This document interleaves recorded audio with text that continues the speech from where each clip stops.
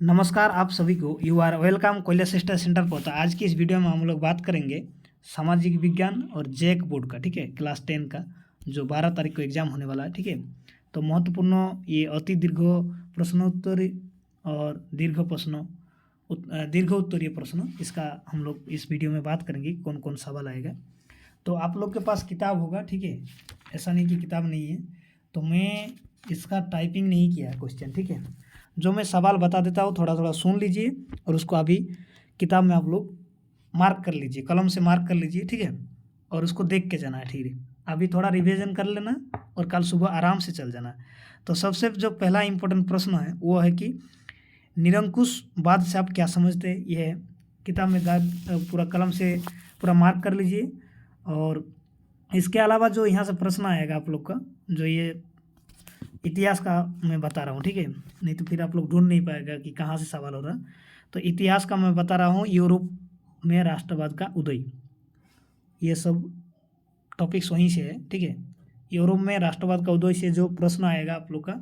इसके अलावा फ्रांसीसियों के बीच जो सामूहिक पहचान का भाव पैदा करने के लिए फ्रांसीसी क्रांतिकारियों ने क्या कदम उठाया था, ये बहुत ही इंपॉर्टेंट प्रश्न है।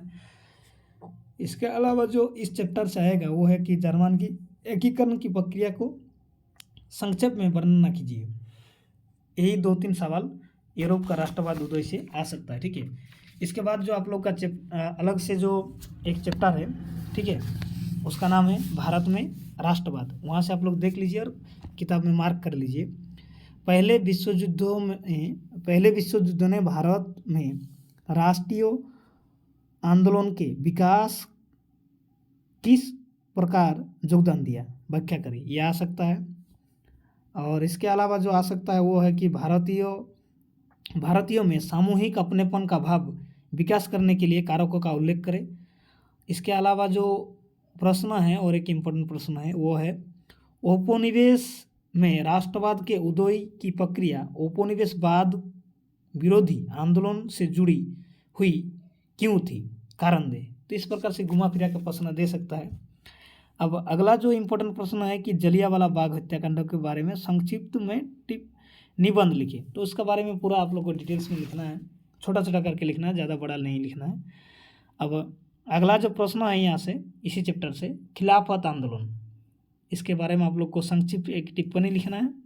असहयोग आंदोलन के बारे में तो आप लोग को क्या बताएं, इसको पूरा देख के जाना है, ठीक है। असहयोग आंदोलन असफल क्यों हुआ, इसका बहिष्कार क्यों हुआ। इसके अलावा अपने उद्देश्य को प्राप्त करने में असहयोग आंदोलन कहाँ तक सफल रहा। हाँ, इसके अलावा ये भी प्रश्न हो सकता है कि गांधी जी ने असहयोग आंदोलन को वापस क्यों लिया, क्यों लेने का फैसला लिया। तो इस प्रकार से आ सकता है। असहयोग आंदोलन को आप लोग छोड़ के मत जाइए, एक बार कम से कम देख लीजिए अभी, ठीक है। अभी आप लोग को बता दें, MCQ टाइप के लिए मैंने पहले ही 2 वीडियो अपलोड कर चुके हैं, ठीक है। इसके बाद और 1-2 वीडियो बना दूंगा, ठीक है। कल सुबह तक तुम लोग वो देख लेना। जियोग्राफी और पॉलिटिकल का जो अभी तक मैंने अपलोड नहीं किया, ठीक है, यानी नागरिक शास्त्र का, उसका अपलोड मैं कर दूंगा इसके बाद। तो ये पहले देख लीजिए थोड़ा सवाल सब। कारण बताइए कि कौन सा शहर में असहयोग आंदोलन धीमी पड़ गया था, ये भी प्रश्न हो सकता है। इसके बाद जो हो सकता है वो है रॉयल टैक्ट के बारे में, कि रॉयल टैक्ट क्या है, ठीक है, इसके बारे में थोड़ा पढ़ लेना। इसका वर्णन कीजिए, या तो गांधी जी ने रॉयल टैक्ट का विरोध क्यों किया, साइमन कमीशन क्या है, भारत में इसका विरोध क्यों हुआ, और सविनय अवज्ञा आंदोलन में विभिन्न वर्गों में समूह, तो इसके बारे में सविनय अवज्ञा आंदोलन के बारे में आप लोग पढ़ के जाना है। लास्ट में यहाँ से और इस चैप्टर से एक सवाल आ सकता है शायद, राजनीतिक नेता में पृथक निर्वाचित के सवाल पर क्यों बटे हुए हैं, ठीक है, ये भी प्रश्न हो सकता है। अभी अगला आप लोग का जो चैप्टर है वो है भूमंडलीकृत विश्व का बनना। इसमें सबसे इम्पोर्टेंट जो प्रश्न है वो है समूह 77 या G77 से तात्पर्य क्या है। 1929 में महामंदी में बंगाल के पार्टीशन पैदा करने वाले लोगों पर क्या प्रभाव पड़ा, ये इम्पोर्टेंट है। इसके अलावा जो यहाँ इम्पोर्टेंट है वो लघुत्तरीय को छोड़ के भी दीर्घोत्तरी में भी आ सकता है कि G77 से G77 देशों से आप क्या समझते हैं, इस प्रकार से प्रश्न आ सकता है इस चैप्टर से।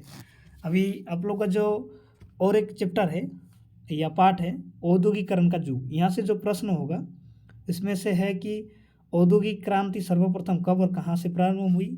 इसके लिए आप लोग को एमसीक्यू टाइप भी इम्पोर्टेंट है, और जो ये आप लोग का जो अति लघु उत्तरीय जो प्रश्न उत्तर आएगा उसमें भी इम्पोर्टेंट है।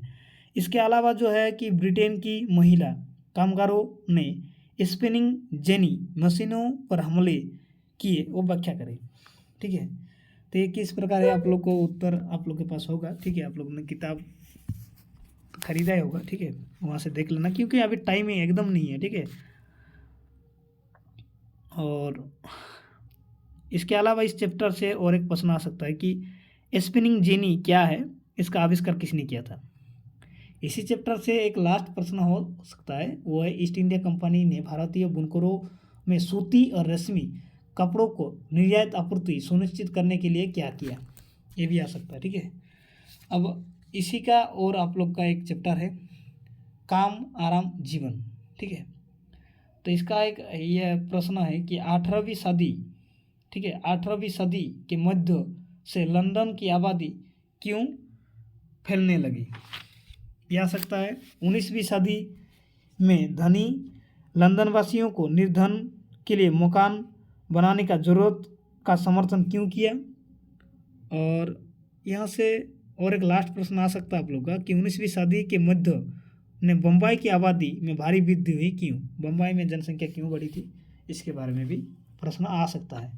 अब ये आप लोग का लास्ट और एक चैप्टर है जो वो है मुद्रण संस्कृति और आधुनिक दुनिया। यहाँ से आप लोग को जो प्रश्न होगा कि मुद्रण संस्कृति ने भारत के राष्ट्रवाद के विकास में क्या सहायता की, ये प्रश्न का आ सकता है। ठीक है, इसका उत्तर आप लोग देख के जाना है। और 19वीं सदी में भारत के गरीब जनता का वर्ग मुद्रण संस्कृति का प्रसार का क्या प्रभाव पड़ा। ठीक है, तो ये था। अब इतिहास का सबसे जो लास्ट चैप्टर है वो है उपन्यास समाज और इतिहास। ठीक है, तो यहाँ से आप लोग का जो सवाल होगा, प्रश्न होगा, वो है कि तकनीकी और समाज में आए बदलावों के बारे में बताइए जिसका कारण 18वीं सदी में यूरोप के उपन्यास को पढ़ने वाले की संख्या में वृद्धि आई। अब 19वीं सदी में ब्रिटेन में आए कुछ सामाजिक परिवर्तन का चर्चा कीजिए और जिनके विषय में टॉमस हेनरी ने लिखा था। तो इस प्रकार से इतिहास से प्रश्न हो सकता है। ये था कुछ इंपॉर्टेंट प्रश्नों में बता दिया। अब जो बताऊंगा वो है भूगोल का। ठीक है, आप लोग का जो जियोग्राफी है उसका मैं बता दूंगा। ठीक है, तो थोड़ा देख लीजिए वीडियो, नहीं तो बहुत लंबा हो जाएगा, नहीं होगा। ठीक है, अभी और 5-5 मिनट के अंदर ख़त्म करते हैं। भूगोल से जो प्रश्न होगा सबसे ज़्यादा तो आप लोग का हिस्ट्री से प्रश्न आता है, उसके बाद भूगोल से आता है। भूगोल में जो प्रश्न होगा वो है प्रौद्योगिक और आर्थिक विकास के कारण संसाधनों में अधिक उपभोग कैसे हुआ। इसके अलावा है कि मृदा अपरदन अथवा भू संरक्षण को रोकने के लिए किन्हीं 4 उपाय बताइए। ये बहुत ही इंपॉर्टेंट प्रश्न है। ठीक है, अब अगला जो यहाँ से इम्पोर्टेंट प्रश्न है वो चैप्टर खत्म हो गया, जल संसाधन से देख लीजिए।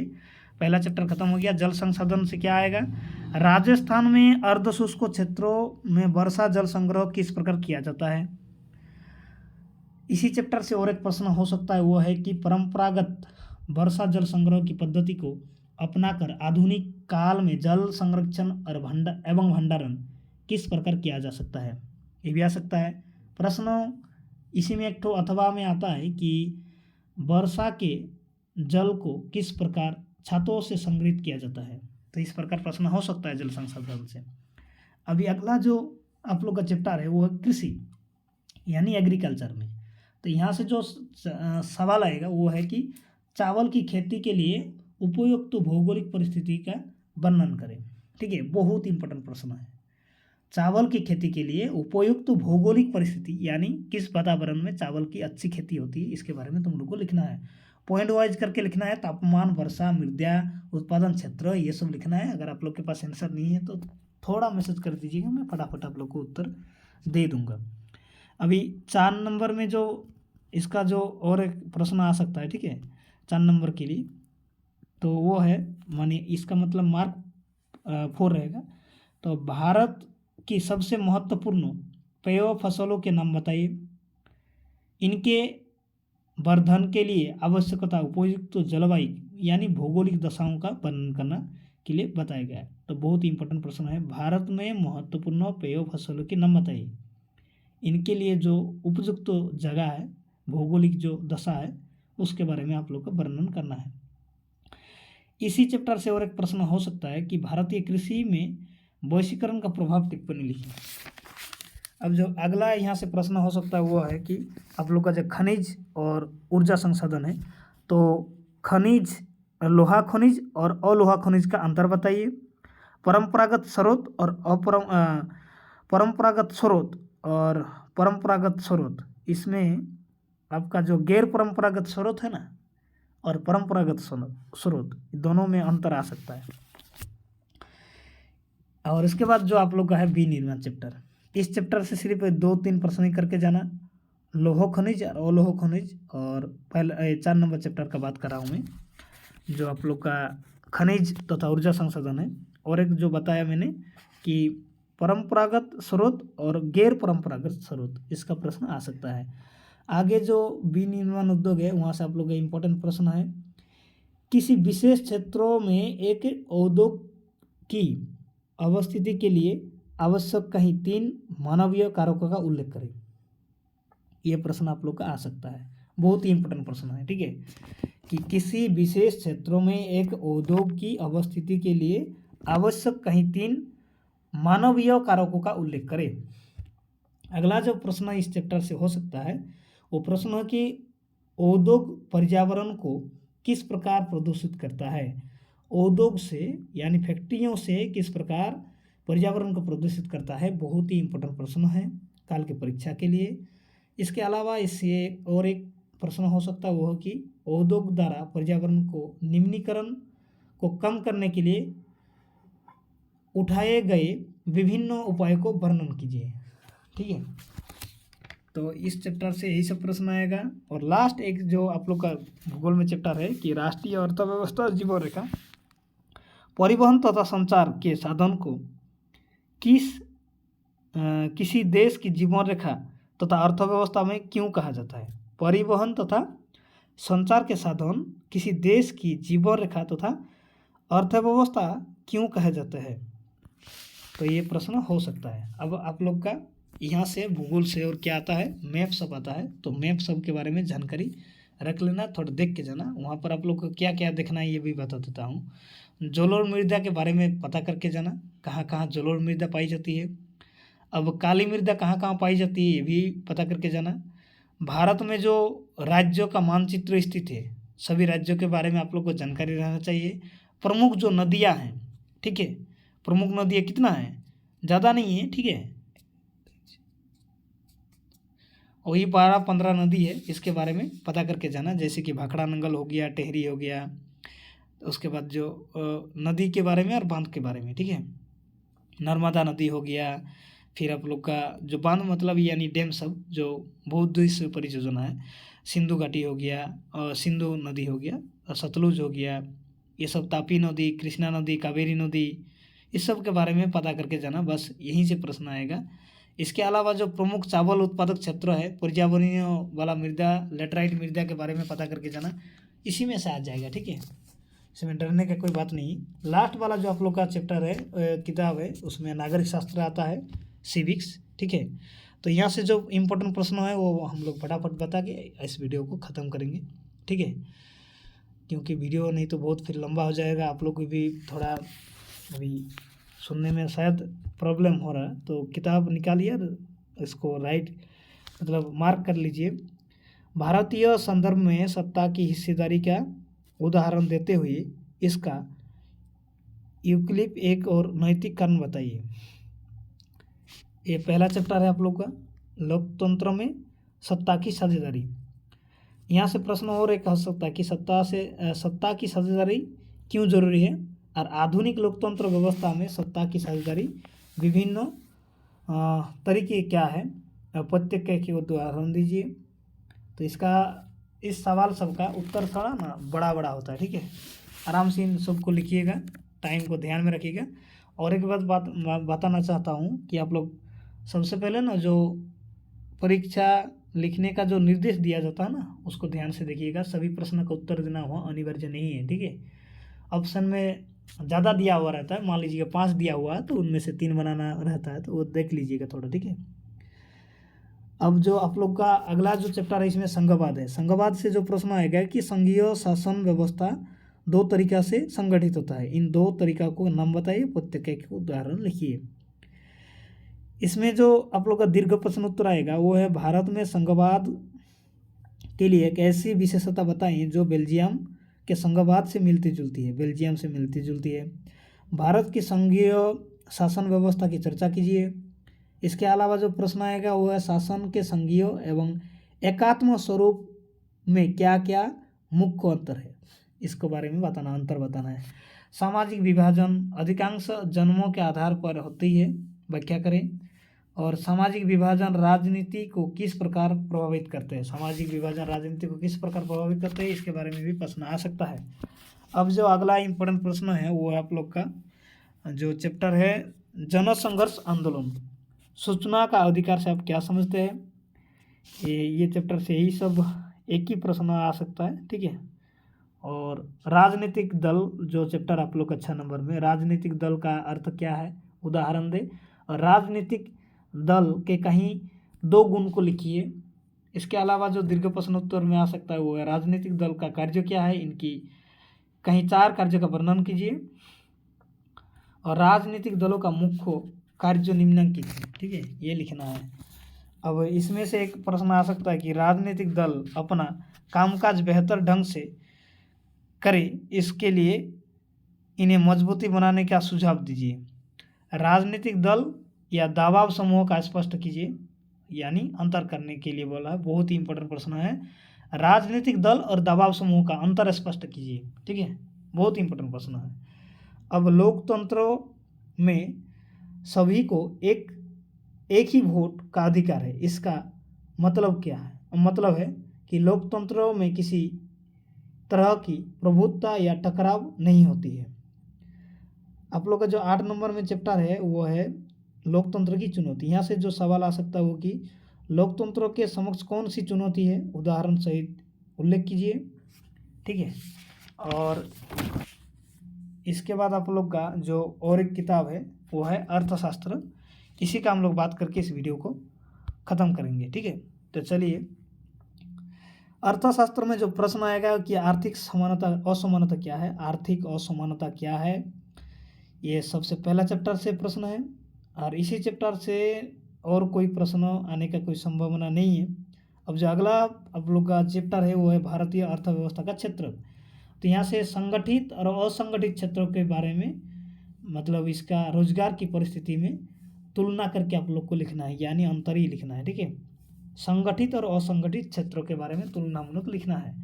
अब राष्ट्रीय ग्रामीण रोजगार गारंटी का अधिनियम 2005 जो आया था, इसका उद्देश्य क्या था, और तृतीय क्षेत्रों में अन्य क्षेत्रों को कि भिन्न कैसा है, दोहरान व्याख्या करिए। इसके बाद जो है कि बच्चों जो आप लोग का जो अगला जो चैप्टर है ना वो मुद्रा और शाखा, वहाँ से आप लोग का जो प्रश्न होगा कि उच्च जोखिम वाली परिस्थितियों में ऋण कर्जदार के लिए और समस्याएं खड़ी कर सकती है, स्पष्ट कीजिए। बैंकों की आय का मुख्य स्रोत क्या है, इसके बारे में आप लोग को लिखना है। तो देख के जाना है किताब में, ठीक है। ये सब प्रश्नोत्तर दिया हुआ है, आप लोग जो भी किताब खरीदा है बाद में शर्मा गस या वर्मा गैस जो भी खरीदा है वहाँ मिल जाएगा आप लोग को। तो यहाँ पर चौथा नंबर जो आप लोग का चैप्टर है कि वैश्वीकरण और भारतीय अर्थव्यवस्था, विश्व व्यापार संगठन का 2 कार्य लिखिए, ठीक है।